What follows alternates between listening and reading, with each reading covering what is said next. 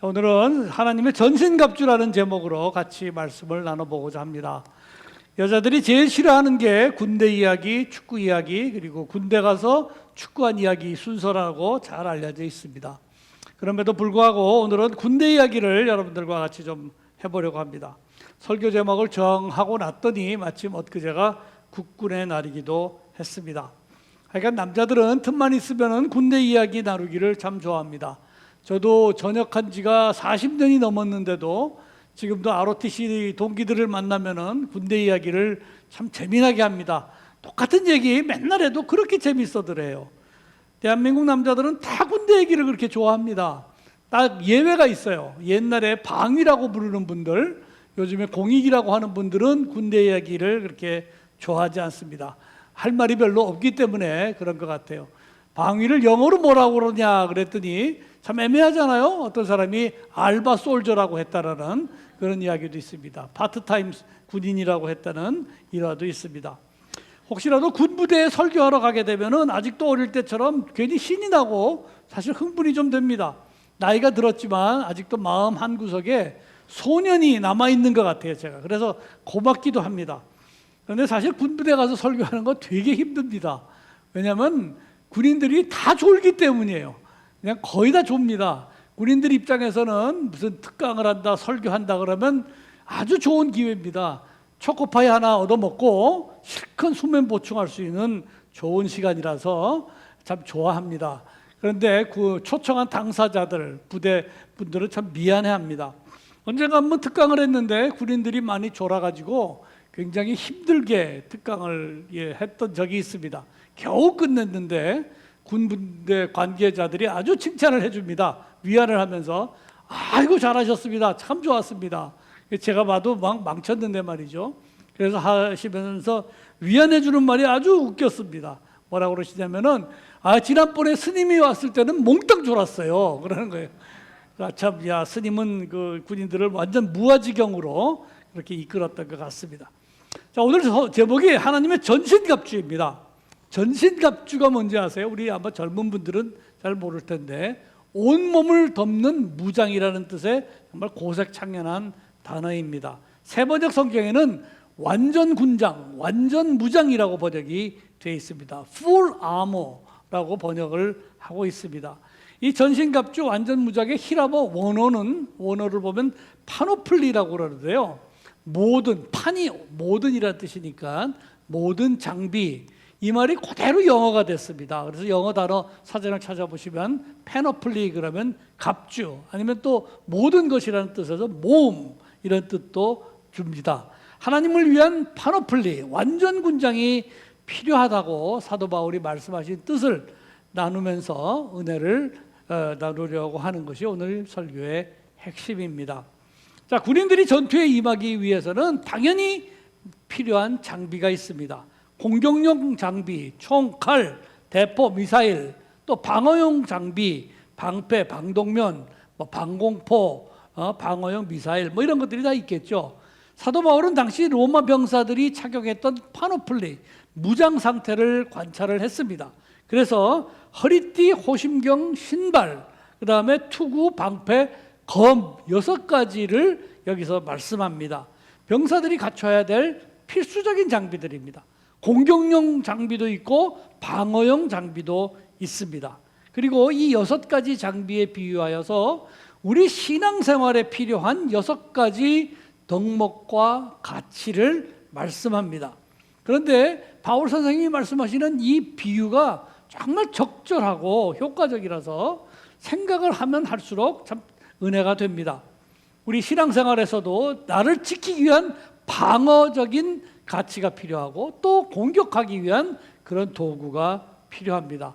6가지 너무나 많기 때문에 자세히는 말씀 못 드리겠지만 한번 그 뜻을 오늘은 간단하게 살펴보고자 합니다.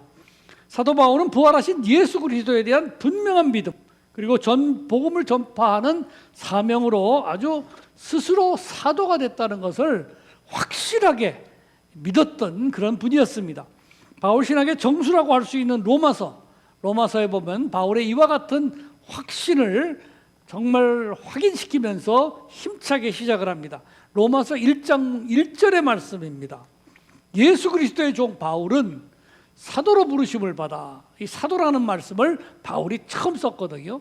사도로 부르심을 받아 하나님의 복음을 위하여 택정함을 입었으니, 이 복음은 어떤 복음이냐? 하나님이 선지자를 통하여 그의 아들에 관하여 성경에 미리 약속하신 것이라.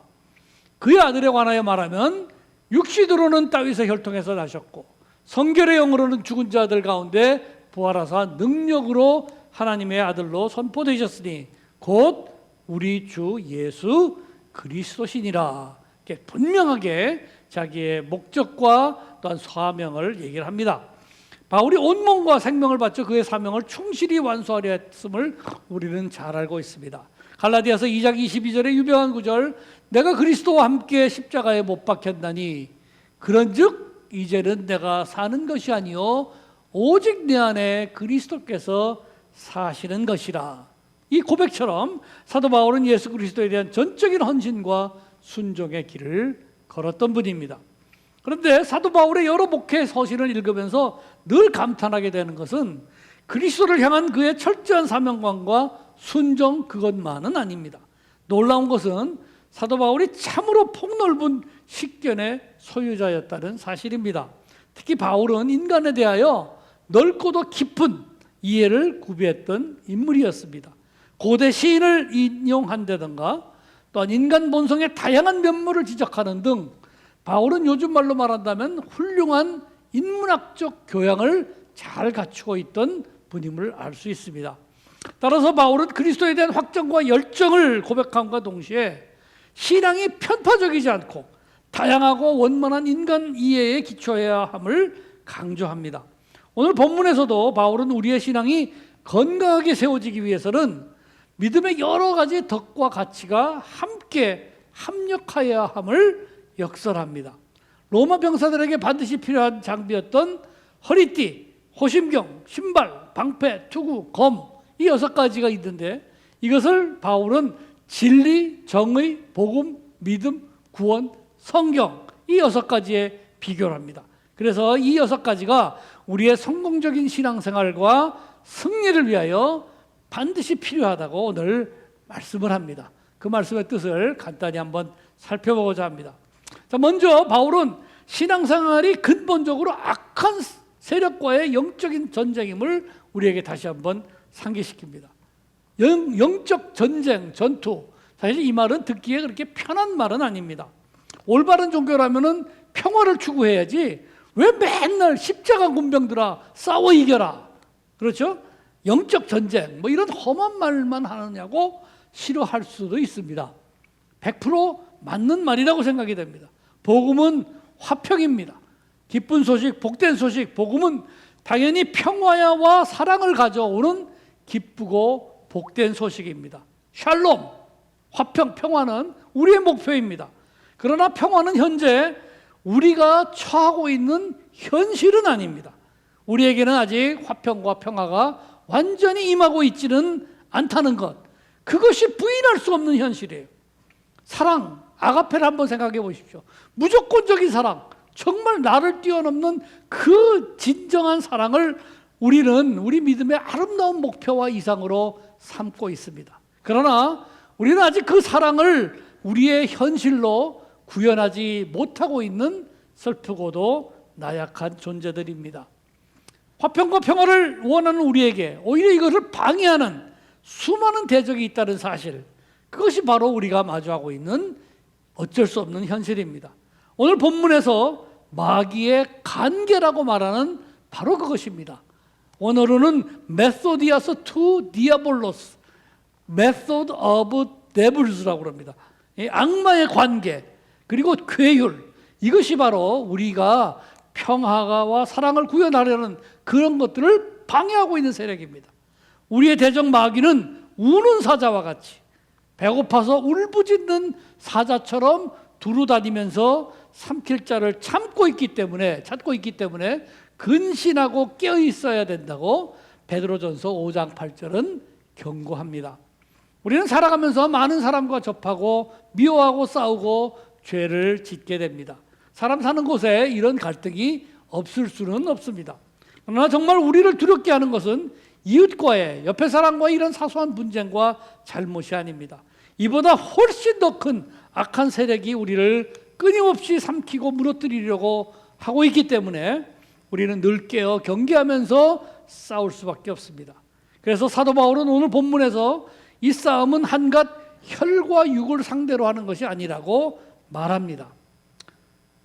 에베소서 6장 12절 세 번역을 보면 이렇게 말합니다. 우리의 싸움은 인간을 적대자로 상대하는 것이 아닙니다. 그것이 아니라 통치자들과 권세자들과 이 어두운 세계의 지배자들과 하늘에 있는 악한 영들을 상대로 하는 것입니다. 여기서 통치자와 권세자들이라는 것은 세상의 권세자를 말하는 것은 아닙니다. 이것은 바로 악한 영의 통치와 권세를 일컫는 말입니다. 이 악한 영과 어둠의 세상 주관자가 어떤 모양과 어떤 성격의 통치자인지 우리는 솔직히 잘 알 수는 없습니다. 그러나 분명한 사실은 인간의 역사에서 어떤 개인이 범할 수 있는 것보다 훨씬 거대하고 잔인한 그런 거대한 거악이 있어 왔다는 사실입니다. 600만 명의 유대인을 살육하고 2천만 명이 넘는 사람들이 사망을 했던 2차 대전, 그 비극을 히틀러라는 한 사람의 악한 사람만으로는 도저히 설명할 수가 없습니다.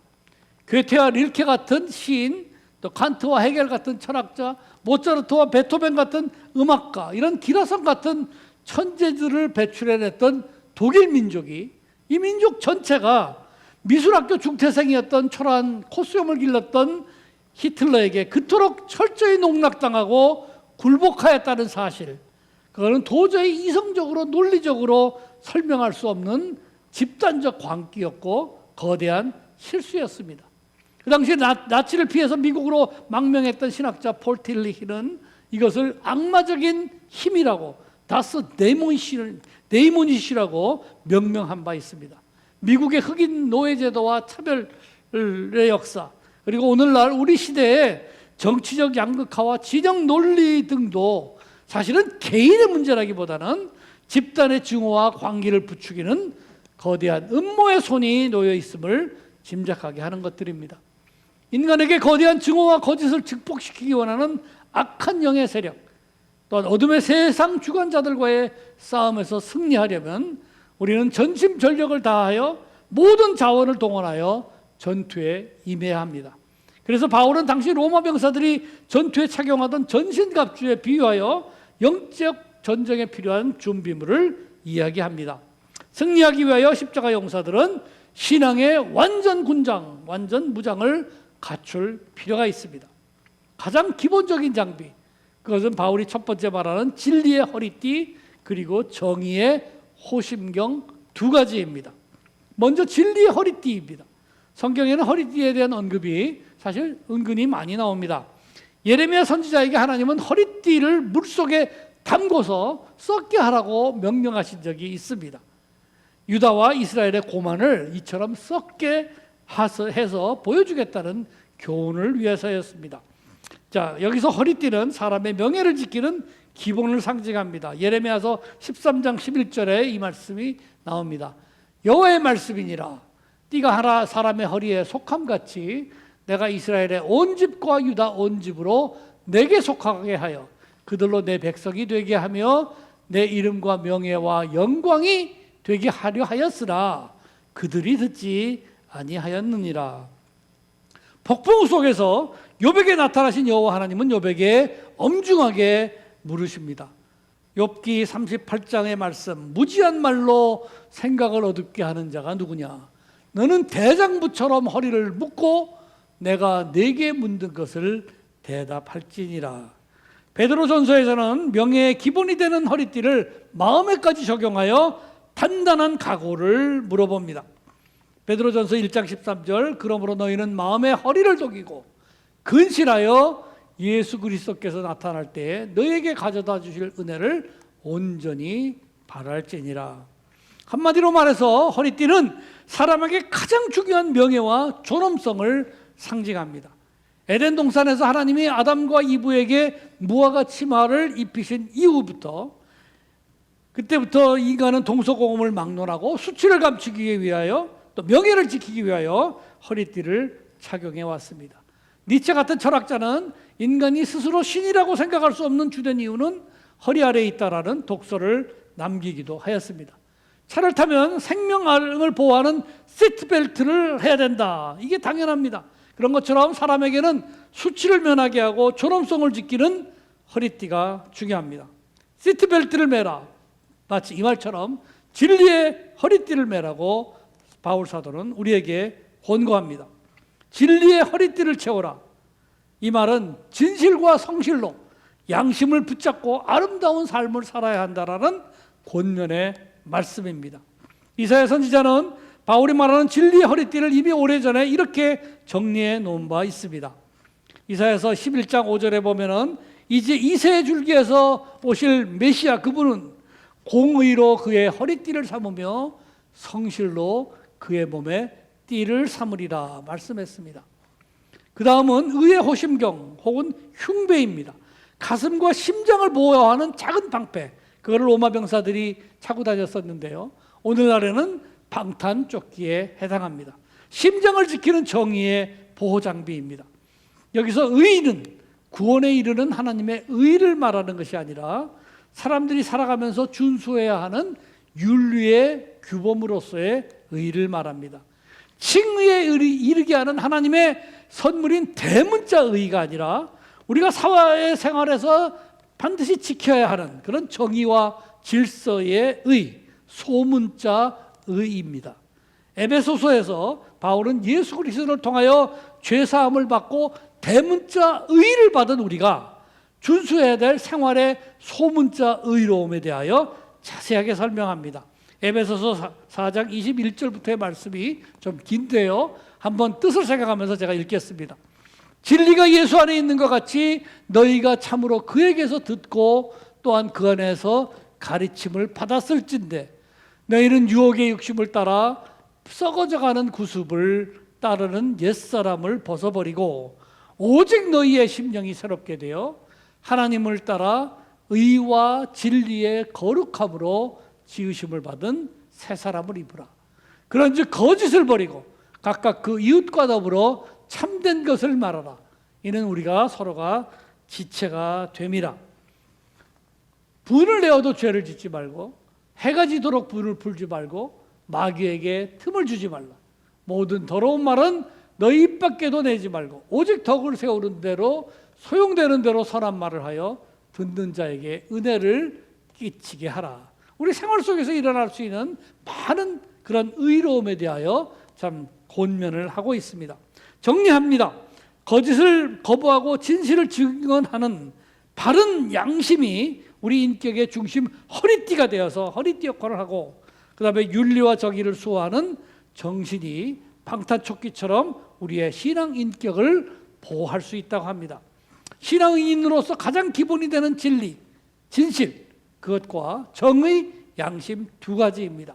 어쩌면 현재 우리 대한민국에서 그리스도인들에게 가장 절실히 요구되는 기본 덕목이 바로 이 기초적인 거라고 생각이 됩니다. 현재 우리 사회는 기독교인들이 이런 기본적인 진실과 정의라는 가치를 상실하고 있다고 냉담한 시선으로 사회는 바라보고 있습니다.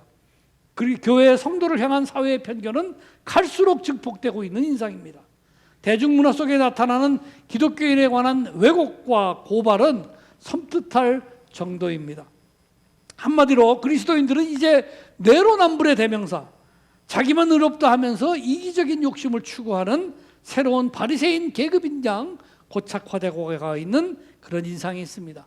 지금 이 시점은 한국교회와 천만 성도들이 사도 바울이 오늘 말씀하시는 이 진리의 허리띠와 의의 호심경, 진실과 정의를 정말로 심각하게 반성해야 되는 시간입니다. 기본으로 돌아가자. 우리 그런 말씀 잘하죠? Back to the basics. 다시 한번 양심의 진실과 정의, 이 두 기본으로 우리가 돌아가야 될 시간이라고 믿습니다. 다음으로 살펴볼 신앙의 덕목은 복음과 믿음 두 가지입니다. 먼저 바울은 복음을 비유하여 말하기를 평안의 복음이 준비한 것으로 신을 신고라고 말씀하고 있습니다. 이 구절은 음미하면 음미할수록 참으로 적절한 비유라고 감탄하게 됩니다. 군대 다녀오신 분들은 지겹게 들었겠지만 전투의 핵심은 보병이다, 그렇게 얘기를 합니다. 대부분의 병사들이 보병인데 문자 그대로 걷는 병사들입니다. 포병이나 기갑부대들이 차 타고 가는 동안에 보병들은 계속 걸어가야 되고 뛰어가야 됩니다. 그래서 훈련도 맨날 뛰는 것만 시키는데 사실 보병이 얼마나 괴로운지 모릅니다. 아주 힘든 훈련을 시킵니다. 그런데 이렇게 힘든 보병, 속칭 땅깨라고 하는데요, 땅깨 병사들에게 자부심을 주는 말이 있습니다. 아무리 비행기가 폭격을 많이 하고 아무리 대포를 많이 쏴서 적진을 무력화시켜도 결국에 보병이 직접 가서 깃발을 꽂아야지만 승리가 확정된다, 이렇게 얘기를 합니다. 아마 사도 바울이 에베소서를 다시 쓴다면 복음을 보병 병사들에 비유할 수도 있다고 생각이 됩니다. 보병이 직접 고지를 올라가서 깃발을 꽂아야 하는 것처럼 복음도 직접 가서 전해야 하는 그런 것이기 때문입니다. 로마서에서 바울은 복음이 반드시 직접 가서 전해지고 선포해야 됨을 잘 설명합니다. 로마서 10장 13절의 말씀입니다. 누구든지 주의 이름을 부르는 자는 구원을 받으리라. 그런즉 그들이 믿지 아니하는 자를 어찌 부르리요? 듣지도 못한 이를 어찌 믿으리요? 전파하는 자가 없이 어찌 들으리요? 보내심을 받지 아니하였으면 어찌 전파하리요? 기록된 바 아름답도다 좋은 소식을 전하는 자들의 발이여 함과 같으니라. 기쁜 소식, 좋은 소식, 복음을 전하는 발이 아름답습니다. 복음을 전하는 국내의 목회자들과 사역자님들, 그리고 만리 타국에 나가서 복음을 전하는 선교사님들의 발걸음이 귀합니다. 바울 사도가 말씀한 것처럼 복음은 예수 이름을 부르는 것이고, 예수님을 믿는 것이고, 예수님을 듣는 것이고, 복음은 예수님을 전파하는 것입니다.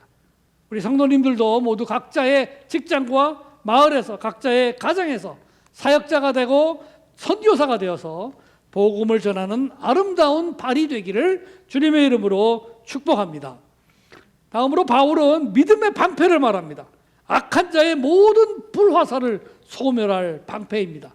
바울이 말하는 이 방패는 당시 로마 병사들이 사용하던 굉장히 큰 방패입니다. 한 1.2m 됐던 그런 전신 방패라고 합니다. 우리나라 전경들이 사용하는 그런 방패와 비슷합니다. 시위를 진압하는 전경들의 체험담에 따르면은 화염병이 날라올 때 진짜 무섭다고 합니다. 화염병이 우리는 텔레비 화면으로만 보지만 굉장히 무서운 모양이에요. 방패가 없다면은 그 날라오는 이 화염병을 대체 뭘로 막겠습니까? 얼마나 무섭겠어요. 뭐든지 과장하기 좋아하는 중국 영화, 중국 무술 영화를 보면은 화살이 얼마나 많이 날라오는지 하늘이 가릴 정도로 정말 새카맣게 날라옵니다. 화살이 다 날라온 다음에 보면은 방패로 막인 자리하고 그 모양만 남겨놓고는 온통 화살로 쑥대밭이 되어 있는 장면들을 잘 보여줍니다. 이처럼 하늘이 안 보일 정도로 날라오는 불화살로부터 우리를 보호해줄 유일한 장비가 바로 믿음이다, 이렇게 바울은 말씀하고 있습니다. 믿음의 방패는 그리스도께서 우리에게 은혜로 주시는 방패입니다. 값 없이 공짜로 주시는 방패입니다.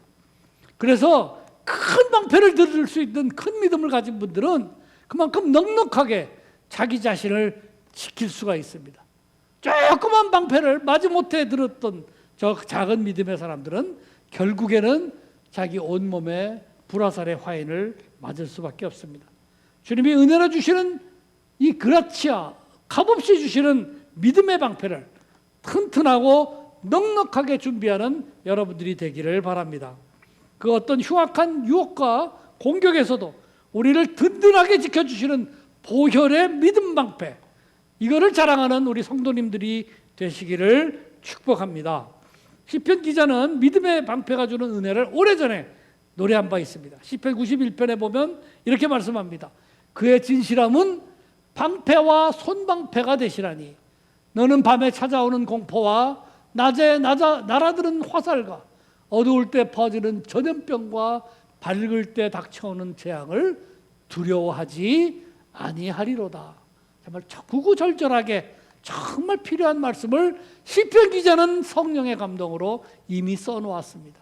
믿음의 방패가 있으면 그 어떤 것도 우리는 두려워할 필요가 없을 줄로 믿습니다. 이제 마지막으로 가장 중요한 두 개가 남아 있습니다. 첫째는 구원의 투구라고 말씀합니다. 사람에게 가장 중요한 것 역시 머리입니다. 요즘에는 제일 중요한 게 얼굴로 생각하는데 얼굴이 아니라 머리입니다. 머리 중에서도 뇌가 사람의 모든 것입니다. 나의 자아가 무엇이냐, 인격이 무엇이냐, 나의 본질이 무엇이냐 묻는다면 결국 그 대답은 뇌에 놓여 있습니다. 21세기는 이른바 뇌를 연구하는 시대가 되었습니다. 그동안 인류는 우주 멀리까지 탐사선도 보냈고 해저 깊은 곳에까지 조사도 했는데 사실 우리 자신인 내 본질인 이 머리 뇌에 대해서는 잘 알고 있지 못했습니다. 10길 우물 속은 알아도 한 길 사람 속은 모른다 했는데 그 말씀이 맞았습니다.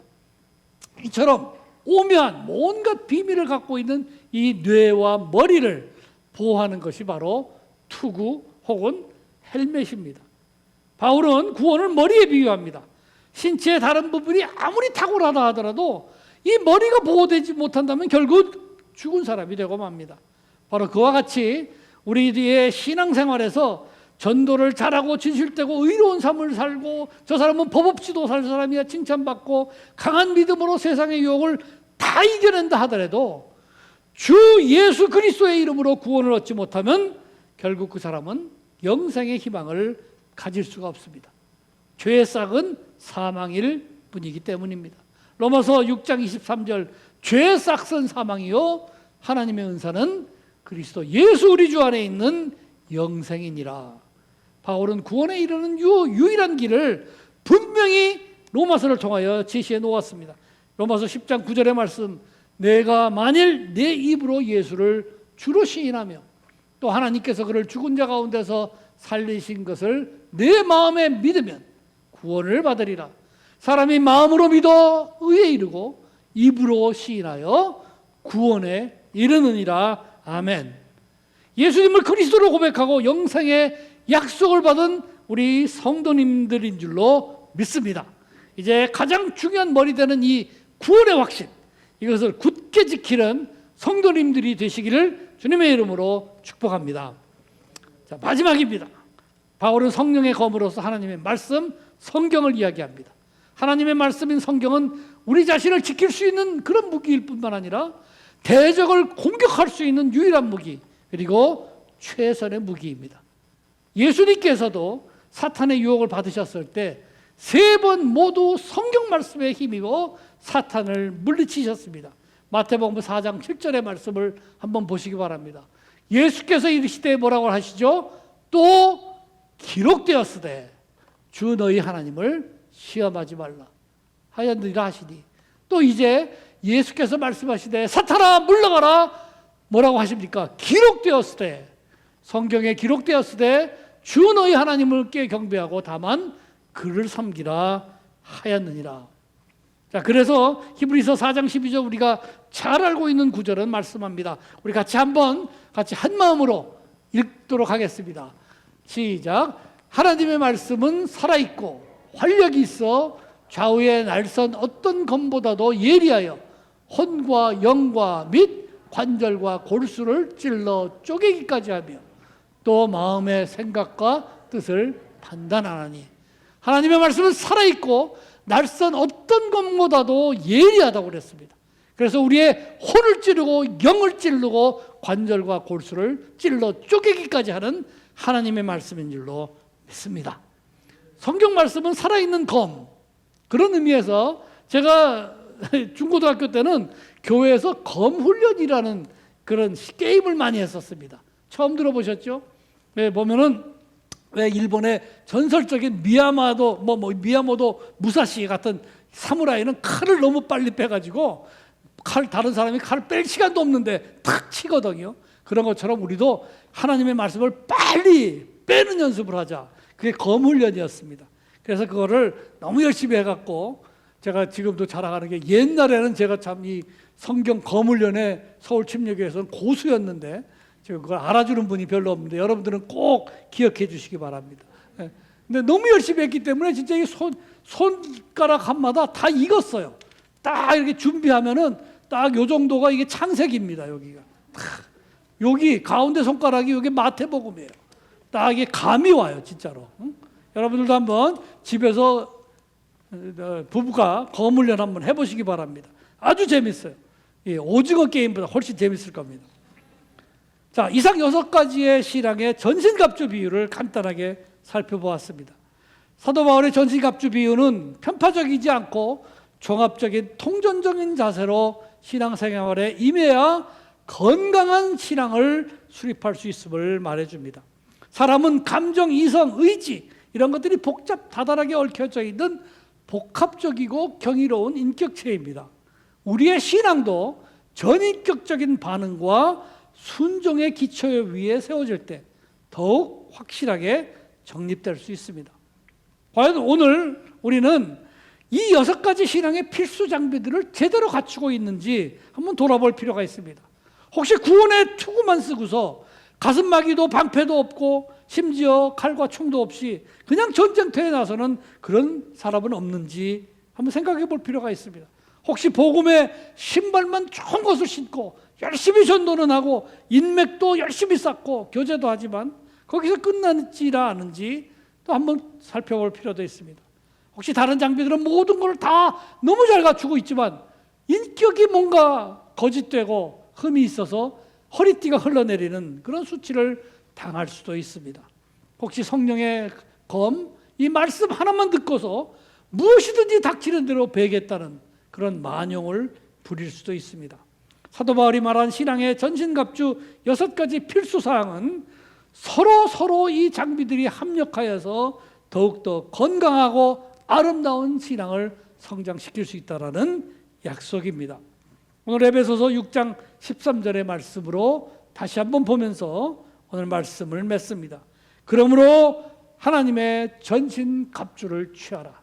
이는 악한 날에 너희가 능히 대적하고 모든 일을 행한 후에 서기 위함이라 말씀합니다.